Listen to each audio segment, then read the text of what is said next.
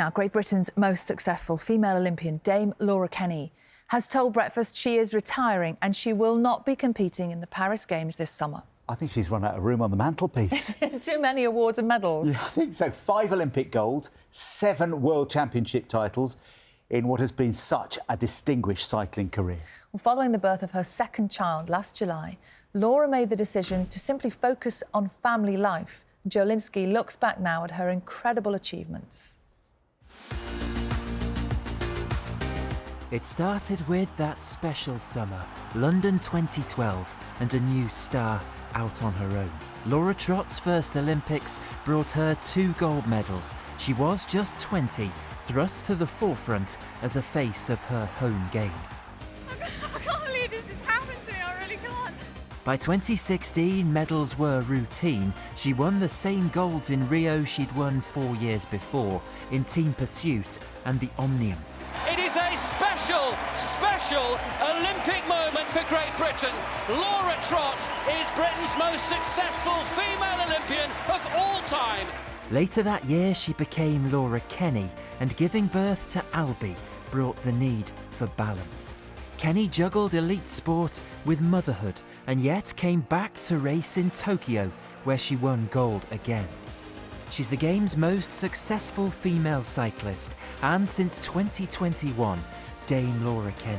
5 golds at 3 Olympics. For Britain's track superstar, it's been quite the ride.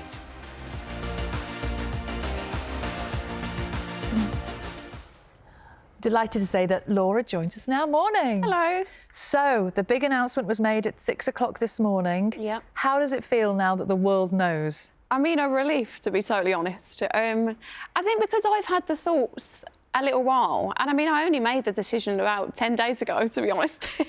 But I think when it's in your head and when you're already feeling it, I just wanted to speak to more people about it. Obviously, it's quite difficult to just be like, oh, I think I want to retire. But yeah, now it's out, and now I can talk about it, and it's quite nice. What was the thing 10 days ago that made the decision?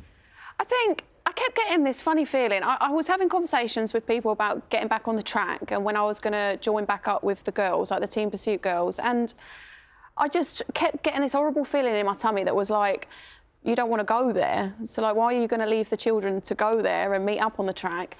And I thought, no, this is why. Like, this is because I don't really want to be riding my bike anymore. And I'm just sort of doing it because it's all I've ever known.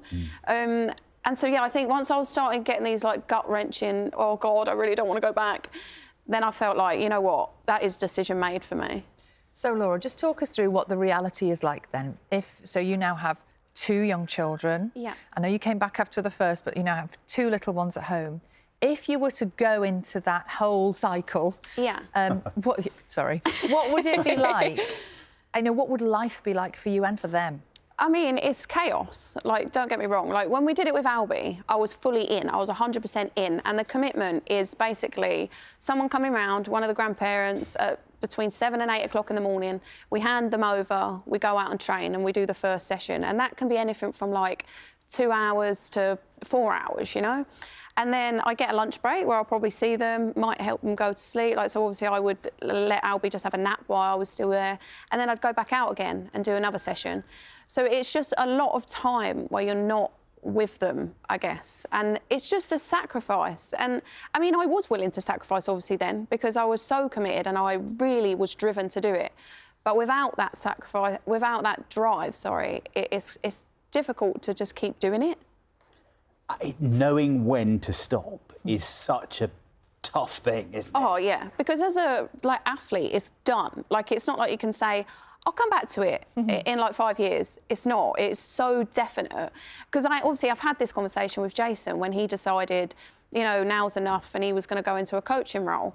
And he found it hard. Like, he had the same thing where it was like, you can't really go back. I mean, you can if you don't have loads of years off, you know, but if you're going to fully commit to something else, then it's done, yeah. Once it's done, it's done. And in terms of, you talk about the drive. Yeah. In terms of that drive, what is it that's driving you now? Because it won't have gone. No, it's just different now, I think. I think you know, the more I do things like this and the more I have, because obviously I've had the time away when I was pregnant. It's not like you can carry on riding when you've got a big bump. So obviously I've had the time away. And I think the more stuff I started to do, the more I realised I was actually really quite enjoying the other side of the athlete life than I was the bike riding. Go on. Well, I mean, it is, isn't it? It's getting stuck into media things. It's doing stuff with the youngsters. Like, for me, that's a big part of it. I would like to do something for the younger generation. And just, yeah, I'm actually open to quite a lot, to be honest. I would pretty much be open to anything, bar coaching. Everyone says, do you want to be a coach? Don't want to be a coach. Why? The pressure of that. It's like, I looked after my career. So, like, I step on the bike and I go and fully commit, right? You've got someone, so Jason, for example, will have to select a team. And if he doesn't select a rider, then that could be their career finished. And I just think for the pressure of that, well, I mean, I see it firsthand. It's not for me. Like, I just wouldn't be able to do that. Is that what this is about then? You've just had enough of pressure. It's about fun now. Yeah, it's about fun, yeah. And it's been able to pick and choose a little bit. Like, because obviously you go to a race and you don't know what's going to happen. It's not like you can pick to win the gold medal, is it? Yeah. And it's just such hard work. And what we have to put our bodies through is so intense and, like, so much pain. I just couldn't imagine hurting myself like that again. How important is it for you to be... I know you said that after Albie, you wanted to go back because you wanted to prove that it could be done. Yeah. How important is it to be really honest and also show that sometimes you can't do everything?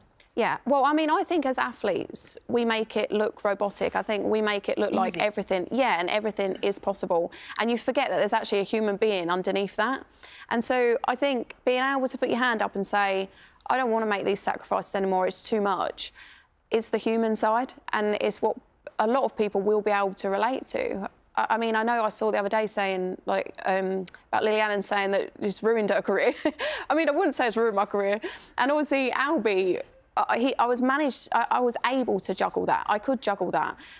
But it is a lot to cope with and a lot to deal with. I mean, I say that Jason and I are like organised carnage, and that's how I felt like we'd spent our last 4 or 5 years. Like, the build-up to that Olympics was less than ideal. I mean, I'd be ringing my parents and being like, I've booked you a flight and it leaves tomorrow at 6 a.m. And my dad'd be like, you're having a laugh. But you had to just do that. That is how we lived. And it's just things like that, the chaos of it all. I wouldn't change it for the world. But I'm just not in the mood for that anymore. There are mums and dads watching right now thinking, I've got to go to work, but I want to listen to Laura because this is making you feel better. Because, you know, these conversations in your house are replicated in houses across the country, aren't they, every morning? Sure. Yeah. And it is a juggle. And, I mean, anyone with children knows that trying to get the right balance is a juggle. And it's never going to be the perfect balance, I think, is what you have to remember. And, yeah, some people might be able to paint this pretty picture. I think Jason and I did make it look easy. I think we did paint this pretty picture. But from the back, I mean, you only have to go and ask my mum and dad, and they'll tell you. We've got them on the line. No, we haven't. No. It wasn't a pretty picture in the background. We've had some incredible comments from viewers who've been watching the interview this morning. I want to just share this with you. This is from Candice. Sad to see such an accomplished athlete retire, but everyone deserves to move on when they feel it's the right time for them. Wishing Dame Laura Kenny all the very best in her future endeavours. Roy's lots been like in that. touch. Yeah, Roy says, what an amazing athlete Laura is.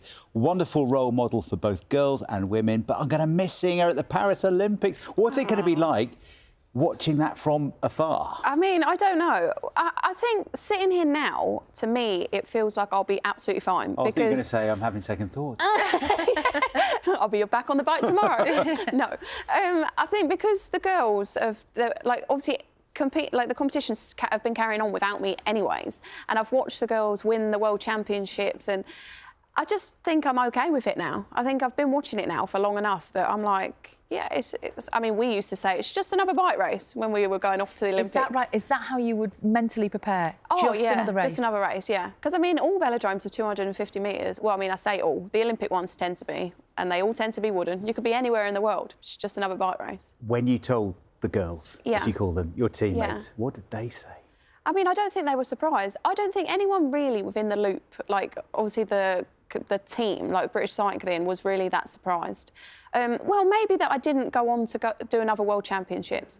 I think in terms of Paris, because Monty came so late in July, I think everybody sort of knew I wouldn't be going to Paris. But I phone think been going mad this morning, I though? can't even keep up with it. Is it melting? Yeah, it's going and going. Who's yeah. been your best message? What's the best message you've had so far? I mean, there's people from my career who actually, I mean, I'm going to say I've forgotten about, and that's maybe the wrong thing to say, but there's been so many influences on my career right from the beginning. You know, I mean, I say I was part of British Cycling from 2010, but really it started way back when I was on talent team when I was 12 years old. And I've had my old talent team coach. I mean, I shouldn't say old because he's going to be like, you called me old. But I had my old talent team coach, Stu, message me already. And then just as I came on then, I was put on the sprint squad, right, in 2000 and whenever that was, 8, I think. And I shouldn't have been on the sprint squad, but they put me on it. And to this day, I'm so thankful for it because I do think that helped me in the Omnium. But that was Ian Dyer's smart move. And I just remember at the time hating it. I hated every minute of it. And he just messaged me then saying, congratulations. And it just reminds me of, and it obviously the sprint side of things wasn't the only influence Ian has had, but there's been so many people throughout my career that have had so many influences. Oh, well, Laura, thank you so much for sharing your news with us. Oh, thanks. And best of luck with whatever comes next. Thank you. Thank you. Thank you. Thank you.